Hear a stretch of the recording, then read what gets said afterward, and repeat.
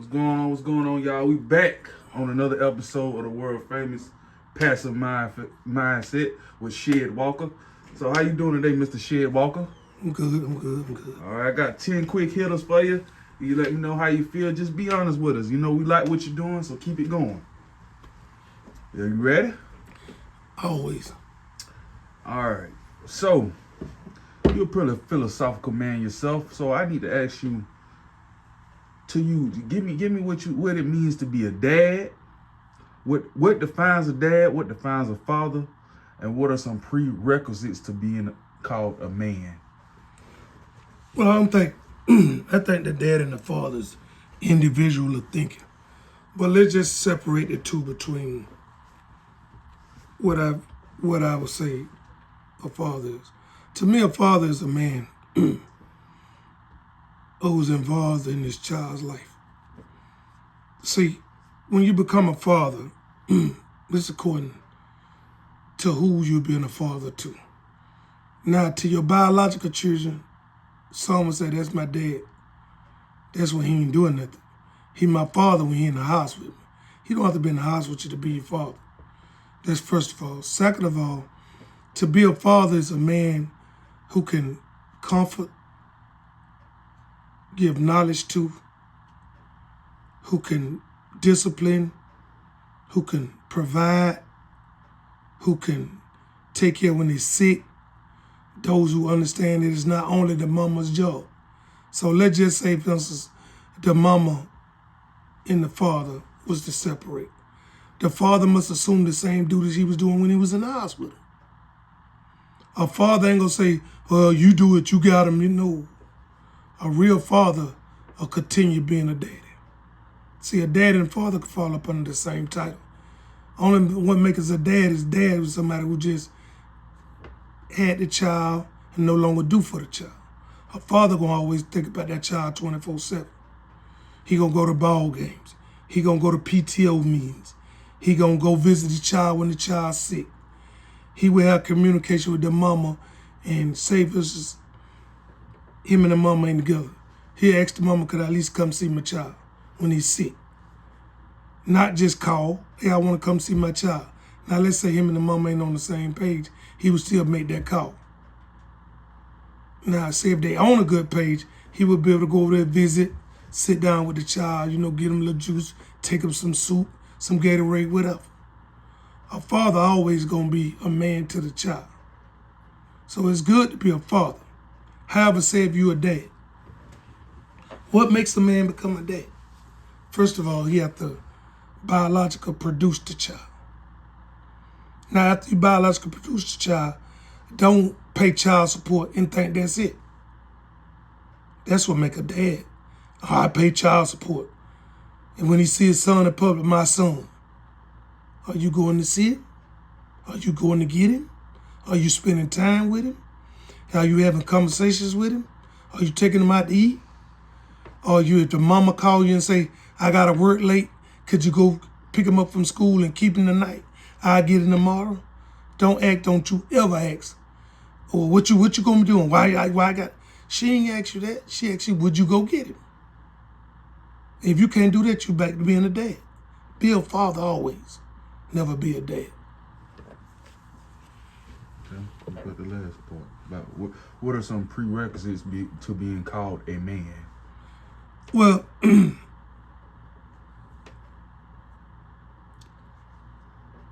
a man is never something you can. Let's break down the word pre. Pre means you do it before. You can't be a man until you put in man situations. See, when you become a man, you have to figure it out right then. There's no blueprint, no prerequisite. It ain't predetermined what you could do to be a man. What makes you a man in the moment? Did you do what's best to be a man? Like, say for instance, you provide for your family. And y'all, you and the mother, y'all on good terms. Y'all separate. You still gotta be a man. He still need to go to that same barbershop y'all went to together. He still need to be picked up from football practice. He still need to be talked to after football practice. When he starts smelling himself as a young man, he need to be talked to. He need to be came over there and say, how's everything going? When he pick him up, don't ask who been over there. Ask him, how's everything going with you and your mama? Are you respecting your mama?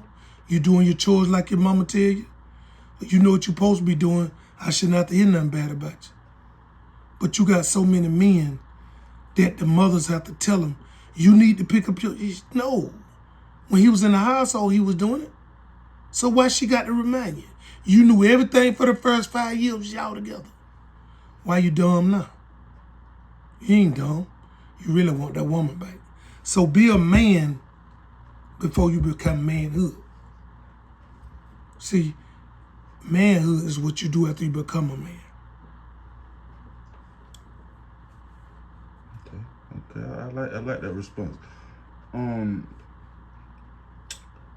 So speaking on being a dad and being a father, it was a situation occurred where said person, killed someone, and his daddy went in court and testified against him. How you feel about that as a dad, a father, a grandfather? How do you feel about that situation? What would you have done?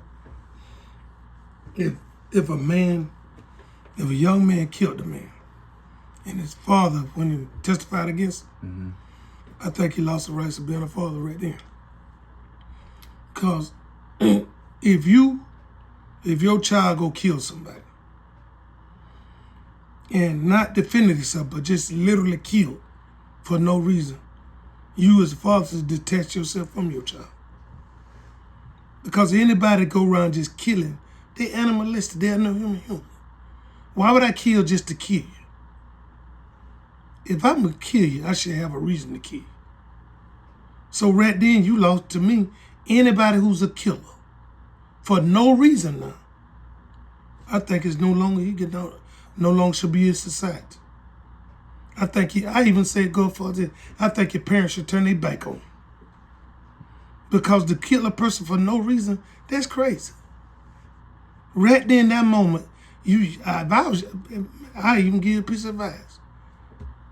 Be prepared when you pull that trigger. Be prepared to be on your own the rest of your life. Okay.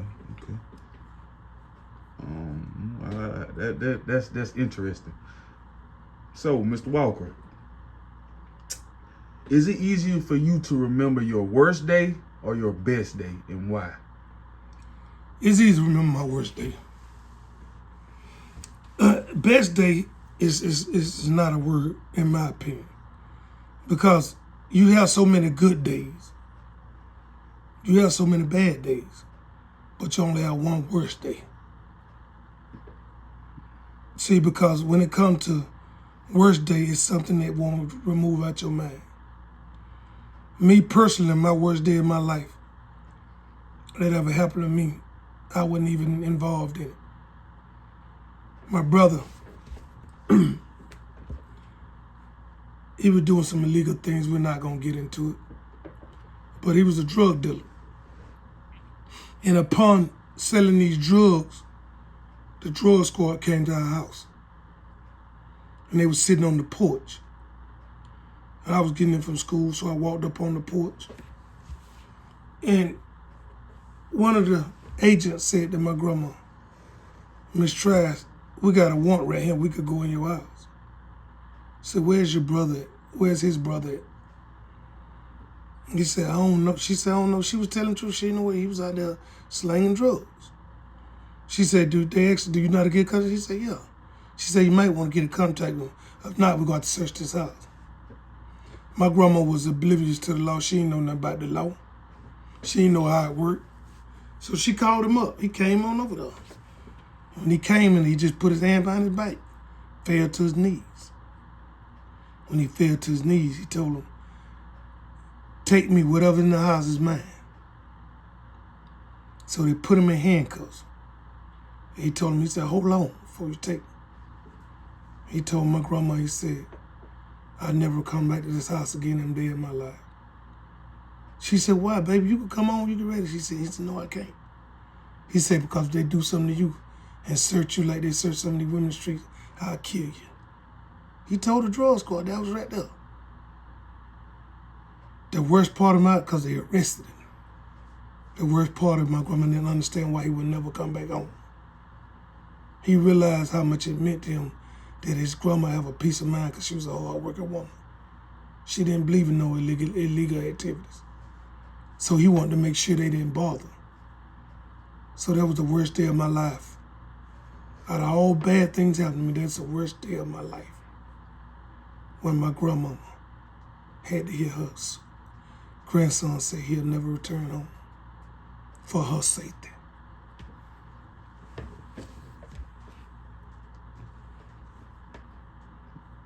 So, Mr. Walker, what is a definite truth you need to know, and what is a definite truth you don't want to know? Definite truth that I need to know? Mm-hmm. Like that it's bothering you, it's like bothering on your mind that you just want to know the truth, and what's a truth that you don't want to know? Well, what's bothering that I want to know, that I don't know? What I want to know is why men, and I truly mean this, well, I'm not going to say men because to me they are not men in my opinion when they do this. Why males would look their child in the face and put the mother of their child out. Even if the mother in the wrong, why would you want to paint that image of your child when your child got to be with this woman every day? So sacrifice how you feel to make sure your child have a good look out for their mama. You want them to look at their mama like they could look at their mama in a proudful way. I wonder why y'all men do that. I wonder why y'all males do that. I wonder why y'all boys do that. Y'all caught that, didn't you? Boys, men, and males. They all the same body. It's according to how they act and respond, what category they in. Now, something I don't know that I want to know. Is that what you asked me? Mm-hmm. Something I don't know.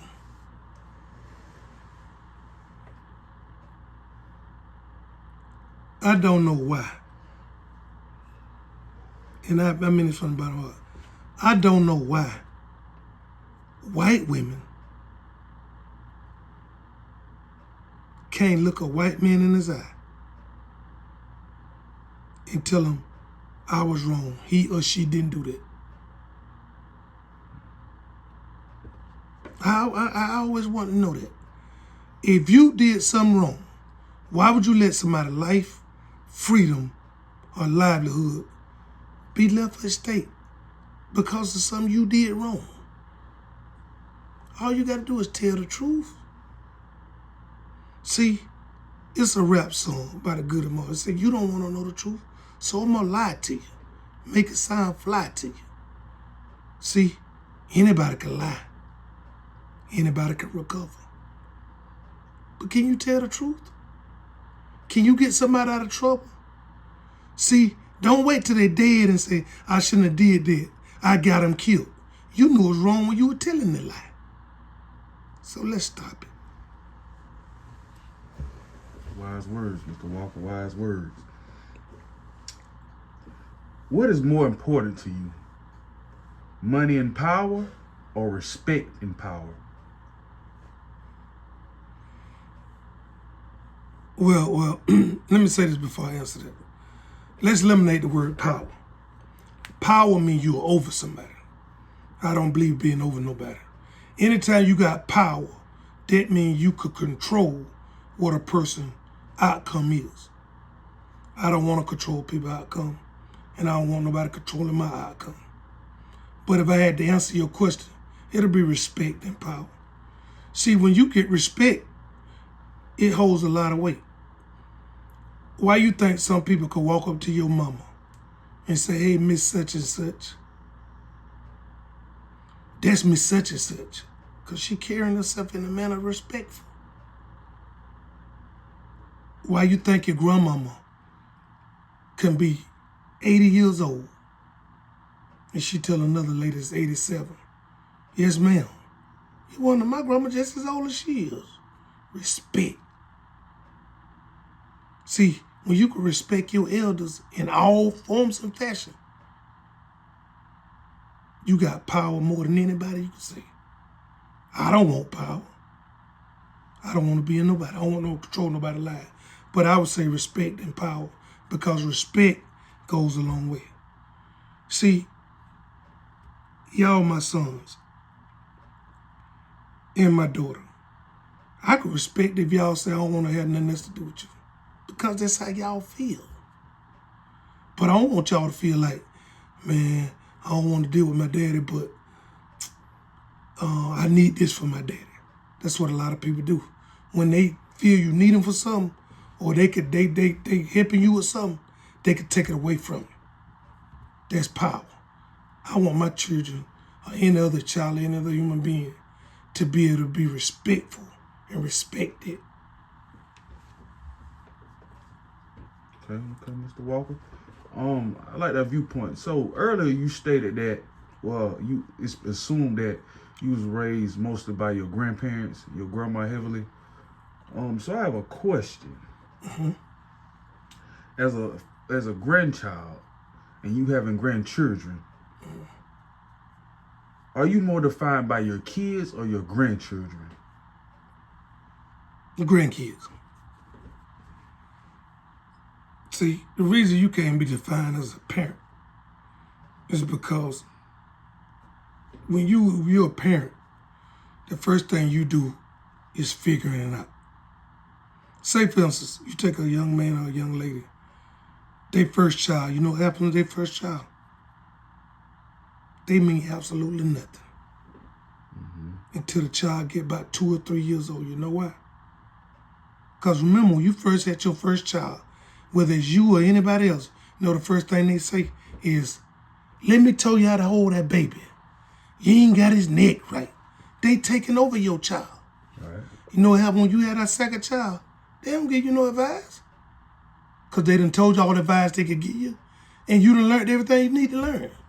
See, by the time you get to a grandparent, your mind is more mellow.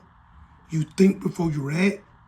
You spend more time enjoying them instead of raising them your way.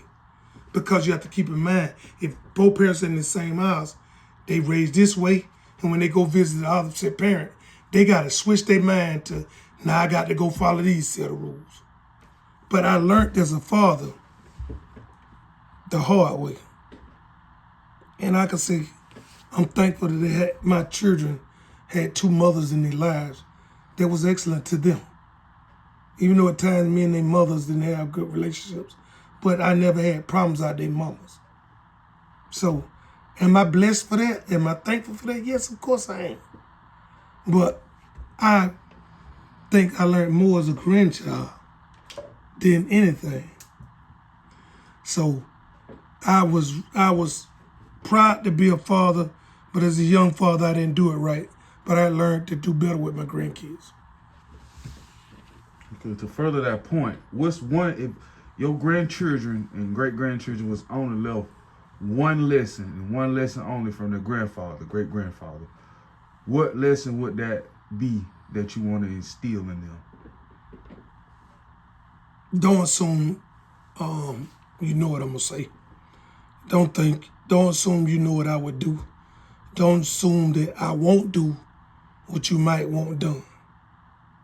See, when you're a child and a parent say no to one child, you automatically assume they ain't let my brother or sister do it, so they ain't gonna let me do it. It's 3 reasons they probably ain't let them do it. A, they might have did something wrong. B, you might have changed your aspect from, it might have been 2 years ago. You might be done changed since then. And number 3, you willing to listen instead of automatically saying yes or no. Like if they say, I want to go spend the night with my friend. Especially young girls. Well, these days and time, young men too, because the world is so crazy and so far gone. But anyways, you say, can I go spend the night with my best friend? Now, let's just say it was a rumor about one of the parents molested a child. So the child, like, you let my brother go spend the night with his friend, how can I can't go spend the night with my friend? They might be molesters. They might be drug addicts. They might not be clean people. So there's many reasons they might tell you no. But You as an individual just thinking as a child, what? They let my brother go, they let my sister go. Why I can't go? He don't like me. He your favorite. It could be your friends, their friends might be good people, your friends might be bad people. Why would they let you go there with bad people? So timing is everything. Okay. All right, final question. If you were a president, what are 3 direct orders you want your citizens to law, abide by, and obey? That was the president.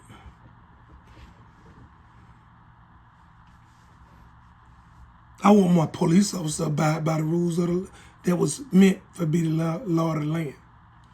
That's why I would want to obey me first, the police officers. Stop killing innocent people. Stop beating up innocent people. If when you pull somebody over for not putting on their turn signal, write them a ticket and let it go. Quit licking all in their back seat, because that ain't what you pulled them over for. Quit looking for stuff that is wrong. Write them a ticket, let them go on about their business. Quit questioning them. That's for number 1. Number 2, if you are a young man or a young lady and you see something wrong, report it. Because that could be your mama, your grandmama, your granddaddy, your child, your best friend. It could be anybody you love in that same situation. Would you want somebody to let them keep going doing what they're doing? Or would you want to get some help? So get some help for the people you love. Quit thinking I ain't a snitch. Quit thinking I ain't finna call the law. You don't know what that person might do. If they hitting them, they could end up killing them. Now you having nightmares. You having problems thinking, I could have stopped it. So if you stop it right then, you ain't got to worry about it. And if I was president, I want America to listen to me carefully. Stop messing with senior citizens. They need help way more than you think. And I'm going to give you an example. Say you were born in 1930 and you start working in 1948 and you retired in 1988. The wages back then was little to nothing when you first started working. So let's just say if you making 35 cents an hour, by the time you retire, you making $7 an hour. When it's time to retire, your monthly income is based on what you put in. Now let's just say they came up with a formula and your check ain't gonna be worth for $400 a month for retirement. What good is they gonna do you in 2025? You in the poorhouse. You staying with your family. So why is we punishing a person for when they was born? You see, people want to say technology has advanced. And what do they do with technology? Saying you got advanced with technology. So if you got so much technology, why can't you calculate it that this person was paying the highest tax bracket when they was doing it? They was making good money at 75 cents an hour back then. Some people were making 35 cents. So they were making good money, they were paying a high amount of taxes. But when it's time to retire, y'all forget about that. Why is we allowing these private schools to get vouchers to pay for these private schools when they ain't learning no more than the regular school? Public schools send more people to universities than these private schools. If you don't believe me, check your hometown. See where these private students going. They still at Georgia Southern, University of Florida, South Florida. They ain't in Yale, Princeton. They ain't in Cambridge in school. They ain't in Brown University. This is what they got y'all fooled with. Wake up, America. Let's get it right. All right, thank you, Mr. Walker, for your time today. We appreciate it. Hopefully we can bring you back soon for another insight inside your mind. You have very philosophical words, and you're very intellectual. We appreciate you. Okay, but in closing, I would like to say this to my audience or any other audience. When you look yourself in the mirror every morning, I don't care if you're married, single, or dating, I want you to get up in the morning, look in that mirror, say 3 things and mean 3 things. For one, look in that mirror and say, I love you. Nobody can love you better than you love yourself. Second of all, say to yourself, I will do my best today in everything I try to do. Because if you can't do your job, nobody else can do your job for you. They can help you with your job, but only you can get your job accomplished. Number 3, America. The definition of success is what you believe. Your opinion is what you believe. Your thoughts is what you believe. Your beliefs are what you believe. More importantly, ain't gonna be but one of you going into that casket. So why worry about what other people think? If you're a married man or a married woman, I'm not telling you not to take care of your family and take care of your spouse. But what I'm saying is, start with I. Once I can help me, I can help you. And if I can't help myself, what make you think I'm in a position to help you? America, remember those words. Thank you. Have a blessed day.